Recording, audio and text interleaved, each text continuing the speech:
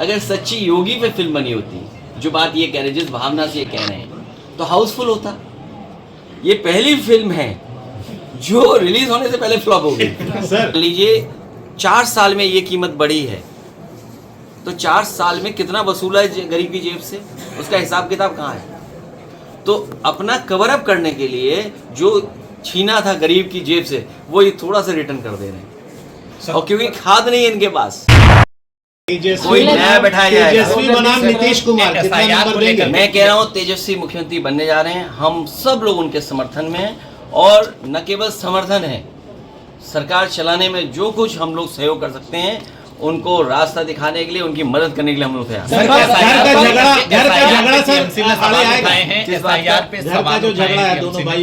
BJP का झगड़ा लगाने की आदत है।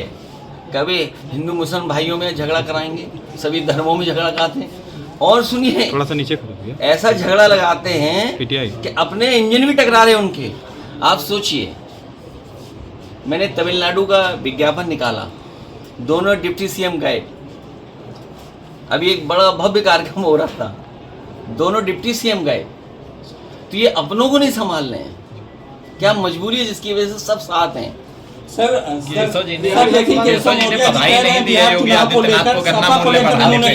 की बार डिप्टी सीएम बहार।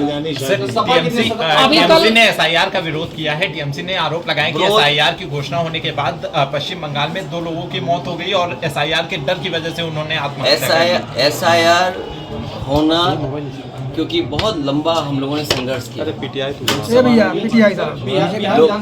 लोकसभा में भी और बाहर भी, और बिहार में भी बड़े पैमाने पर हम लोग निकले, दबाव बनाया, तो सुप्रीम कोर्ट भी साथ खड़ा हुआ, कुछ सुधार आया। जो हम लोगों को देखने को मिलता है, इलेक्शन कमीशन निष्पक्ष कार्रवाई नहीं करता। इलेक्शन कमीशन की जिम्मेदारी है कि वोटर लिस्ट को ठीक रखना, पूरा वोट पड़ जाए। क्या आपको दिखता है कि वो निष्पक्ष हैं?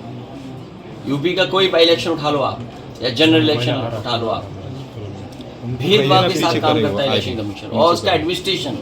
इसलिए आरोप लगना तय। और एसआईआर में घोटाला करना चाहते हैं बीजेपी के लोग।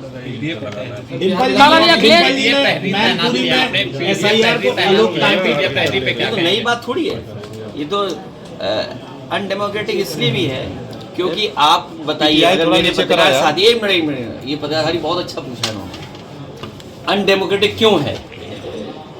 जितने भी बीएलओ हैं, आप बीएलओ की लिस्ट निकाल के लाइए, अगर एक भी उसमें पीडीए हो तो बताइए, और अगर पीडीए हैं तो सूची बताइए पीडीए की। जिस मतदाता की संख्या सबसे ज्यादा है उसकी बीएलओ ही नहीं है। और जब चुनाव होता है तो कैसी पोस्टिंग होती है? अभी मैंने कुछ डिस्ट्रिक्ट के ग्राफ जारी किए थे। मैं कहता हूं अगर मेरे ये ग्राफ गलत हैं तो सरकार बताए ये ग्राफ गलत हैं।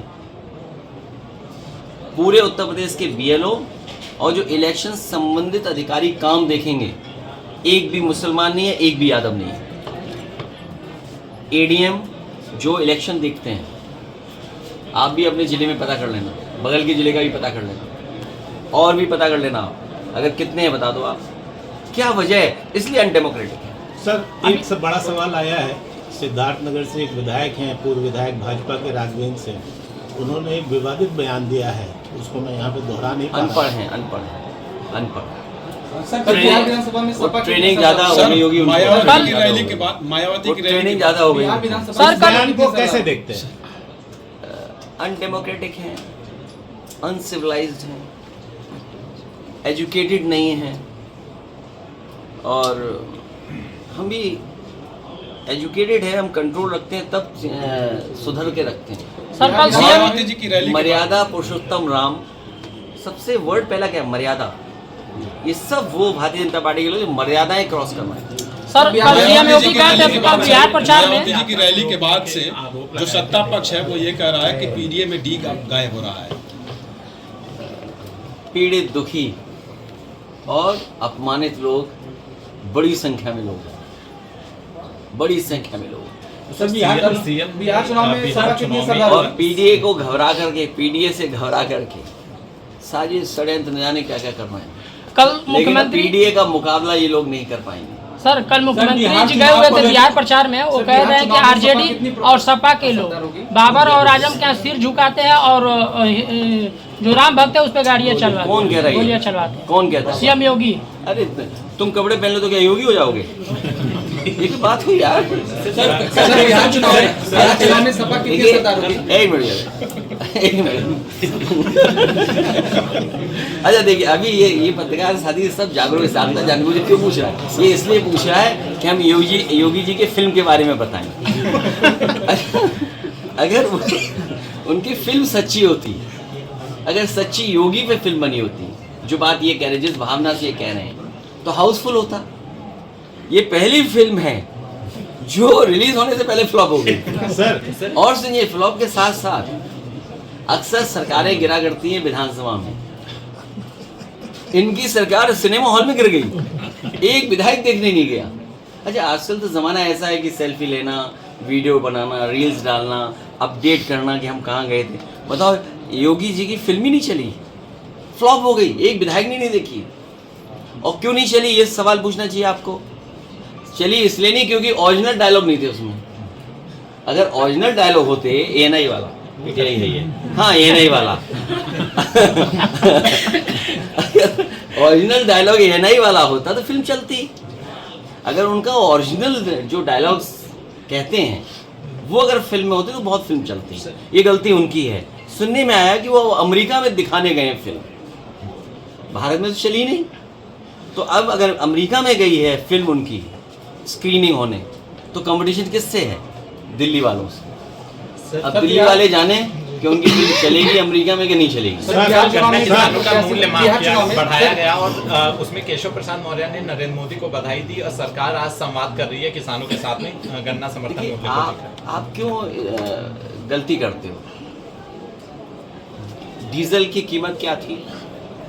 ये जो मीटर भाग रहे हैं रफ्तार से, स्मार्ट मीटर, आपका सब कुछ, खाद, डीएपी सब महंगा हो गया।